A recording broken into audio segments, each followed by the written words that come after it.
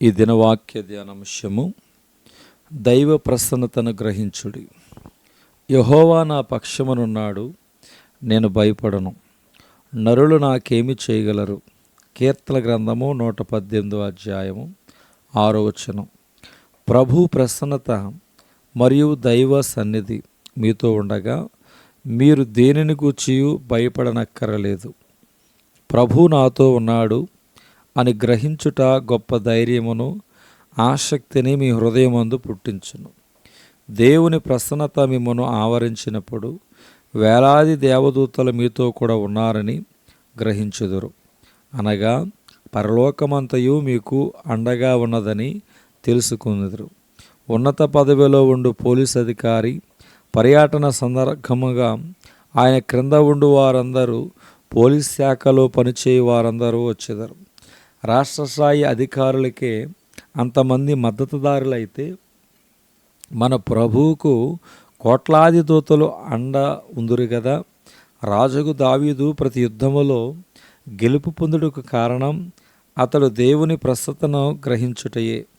నీ సహాయం వలన నేను సైన్యమును జయింతును, నా దేవుని సహాయం వలన ప్రాకారమును దాటుతును అని ధైర్యముగా చెప్పుచున్నాడు. కీర్తన గ్రంథము 18:29. నిన్ను ఏమాత్రమును విడువను, నిన్ను ఎన్నడను ఎడబాయనని ఆయనయే చెప్పిన కదా. కాబట్టి ప్రభు నాకు సహాయుడు, నేను భయపడను. నరమాత్రుడు నాకేమి చేయగలడని మంచి ధైర్యముతో చెప్పగలవారమై ఉన్నాము. హెబ్రీ పత్రిక 13:5-6.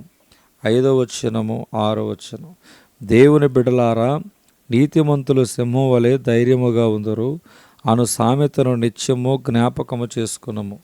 దేవుని బిడ్డలారా, ఆయన ప్రసన్నతను ఎల్లప్పుడూ గ్రహించండి. ఇందుకు సంబంధించిన ఆయన వాగ్దానములు ఎక్కువగా ధ్యానించండి.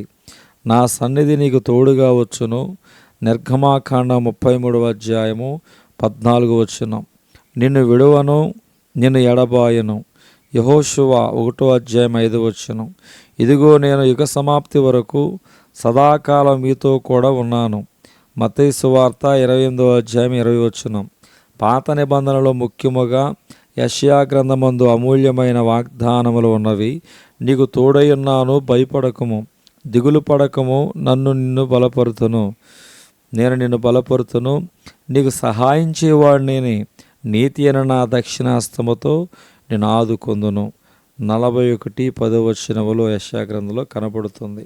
యెషయా గ్రంథం 49:16 చూడుము, నా అరచేతుల మీదనే నిన్ను చెక్కుకొని ఉన్నాను, నీ ప్రాకారములు నిత్యము నా ఎదుట ఉన్నవి. దేవుడు ఈ దిన వాక్యమును దేవుడు దీవించునుగాక. ఆమేన్.